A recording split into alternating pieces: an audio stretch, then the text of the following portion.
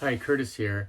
In this video, we're going to install a standard home-style cold water bidet on an RV toilet that doesn't have a standard toilet seat. Most home-style bidets require you to attach underneath the toilet seat, but on at least a few of the RV toilets, they don't have a standard toilet seat. Specifically, my toilet is a Dometic 300. It's all plastic and it's got hinge posts rather than bolts.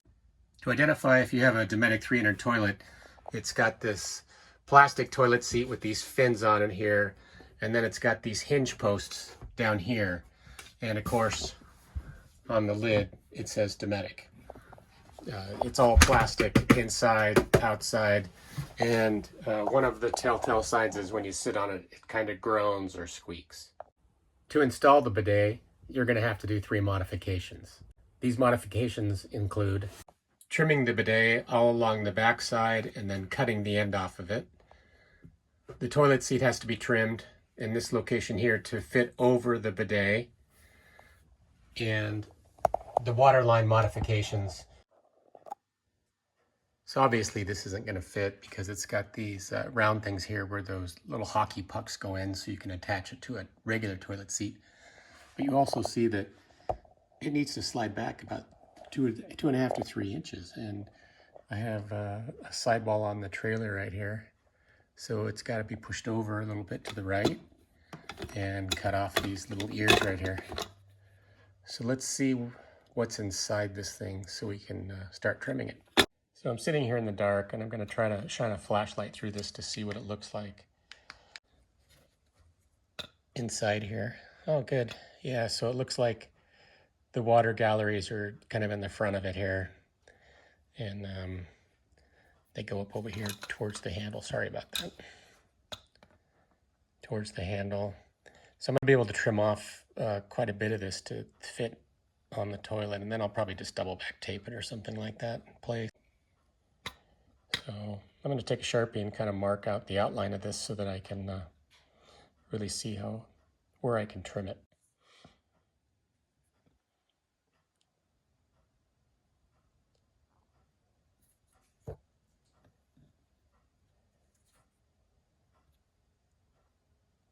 All right, I'll continue the rest of the way and then show you what it looks like.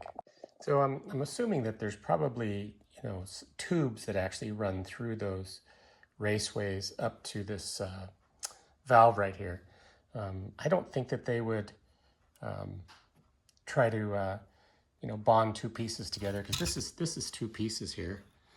It's got this is almost kind of like a lid, or like a snap-on lid or something that goes in there, but it's definitely 2 pieces, so I don't think that they would trust their manufacturing. So I think there's just tubes inside there, and so I feel pretty confident that I can just cut this out and not worry about any leaks. All right, so there it is. It's finally trimmed, and you can see that there's kind of a space between the 2 pieces, and I'm going to fill that with some clear silicone just to keep crap from getting in there, literally.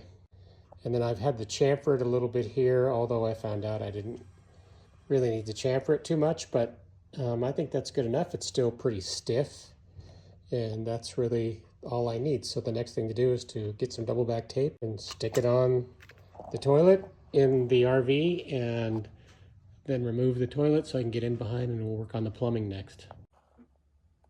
All right, so it's double back taped on, and it looks like it's stuck, so that Gorilla Tape did its trick. So as I said, there's not a lot of room, so I have an 1/8 of an inch clearance there, and in doing so the spray nozzle is offset by almost 1/2 an inch, maybe 3/8 of an inch. So you're gonna have to slide your butt over, but we'll give it a try.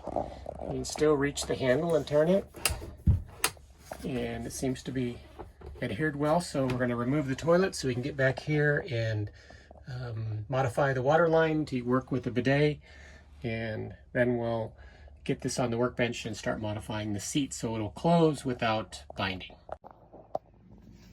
All right, toilet removed. It just took 2 7/16 nuts, or 11mm, your choice. And one thing that I did before I took it out was I put this little black dot right here with a Sharpie on there, just to see once it comes out about where that needs to be. And luckily, this can go in and out just a little bit, about an inch or so. So looking at the bidet nozzle, it's hard up against the bowl wash fitting right there, which is that opening, that little crack there is where the water comes out. But as we said, it's about a 3/8 of an inch to a half an inch off to the right. So it's really as far back as it's going to go. And because of that, the seat needs to be trimmed. So I've got to trim actually quite a bit of the corner of this off right here. So all the way down to here and around and somewhere around into this area. So let's take a Sharpie and get a mark on that. And I put a mark on the seat here and there. And so I got to start grinding this flange down, and I'll grind a little bit down and then see how it fits, and then grind some more and see how it fits, and just kind of sneak up on it so I'm not trimming as much of the flange off, more of the flange off than I need to. Okay, the toilet seat's removed and I'm going to trim it now. You know, it always seems like you try a tool and it works real good for something, or maybe it doesn't work and then you try something else. So first thing we're going to try here is the die grinder with a carbide bit in it, and see if we can just trim it away with that.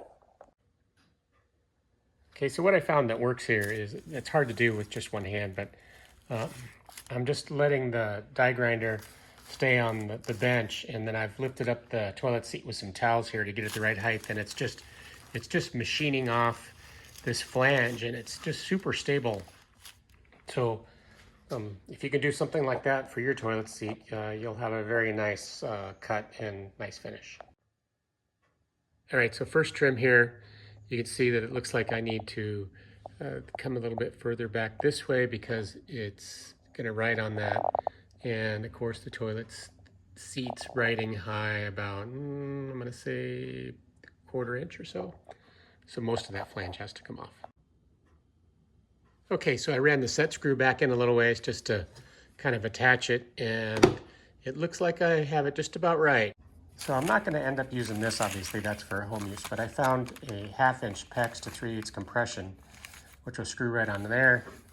And then I need a T into the existing line, I need an elbow, and then this piece would normally screw onto here as a new one, but it doesn't go on real well because there's such this lip right here. So I think I'm going to use the existing plastic one that's on the trailer now. So let me draw a quick diagram. So the modification is to cut a 1/2 inch piece out of the existing PEX line that runs under the shower and install a brand new 1/2 inch PEX T, crimp it onto the existing line, crimp the other part of the existing line onto the T, and then standing upright, we're going to put about a 4 inch piece of PEX here that I bought off of Amazon. It's the flexible stuff that's braided, and then an angle stop. So all of this is 1/2 inch PEX type B. So I reused the fitting that was on the trailer, and this is the hose that came with the trailer, and interestingly enough, it's a slightly larger diameter, so it was a slip fit over here. I left another compression fitting on here just in case this leaks. That way I can crimp it again. So I put the T-valve over here, should I say the angle stop over here, and you can still reach in here and turn it off, hopefully, if it needs to be turned off. And then the other line hooks on to the bidet. So now it's time to go stick this inside the trailer. All right, so I got this crimped on, and again, I put another band on there, but I'm gonna have to put a little piece of tape to keep it from disappearing down that hole. Just in case it starts to leak, I can do a Hail Mary and try to crimp it again. All right, so it's reinstalled. Wasn't exactly super easy to get the bolts back in. Had to be kind of a contortionist, but you can see the water line worked out well. So let's give it a try, test. So the flush, put your foot on the pedal. So it still works. Oops, I forgot to turn the pump on.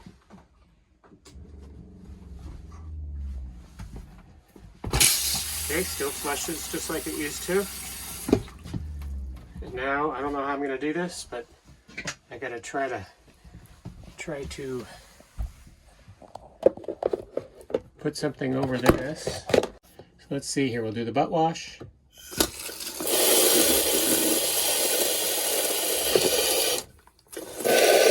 then the front wash. So it seems to work.